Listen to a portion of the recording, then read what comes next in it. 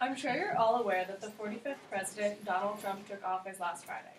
But what you might not know is hours after his inauguration, he signed an executive order to seek a repealment and replacement of the Affordable Care Act. Many of my closest friends and even I am able to have the health care that we do because of the Affordable Care Act. The decisions of the Trump administration will affect millions of people. And today I'm going to tell you about 3 things you should know as the government proceeds with the potential repealment and replacement of the ACA.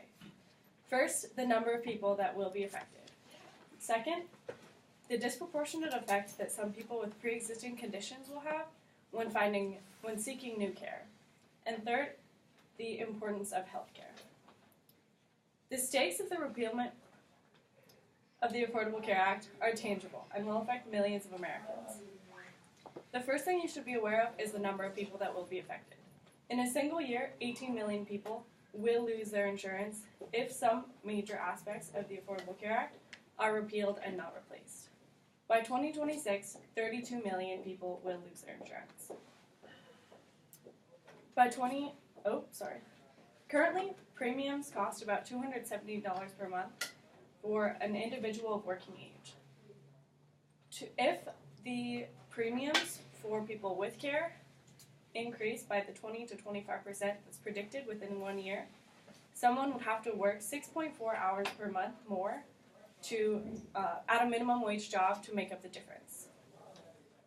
Second, with the loss of care and rising rates, people will need to seek out new plans and policies, but some groups will have a more challenging time doing so because the treatment of pre-existing conditions will be at risk.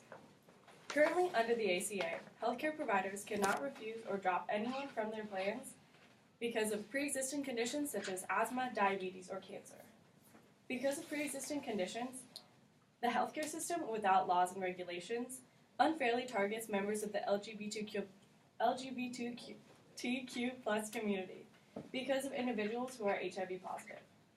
Members of this community may not be protected by anti-discrimination laws and could be refused service because of their sexual or gender identity. The ACA decreased the number of uninsured members of this community by 2/3. Trump has not made any official statements about the treatment of pre-existing conditions, but he also opposes some laws that protect this community, such as the Equality Act. It is obvious that the repealment of the Affordable Care Act will affect many people.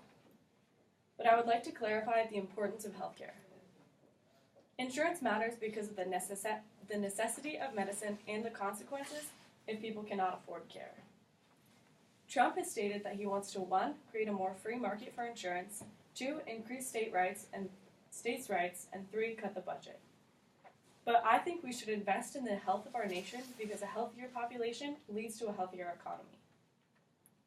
Over 43,000 people will die per year if they're uninsured, according to the New England Journal of Medicine.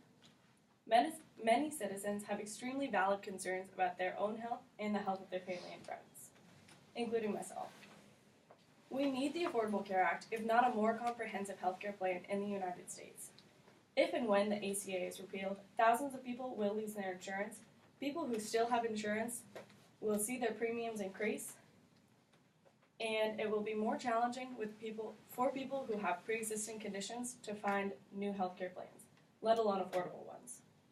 Healthcare is vital for humankind and should be a right, not a privilege, that perpetuates inequality in the United States.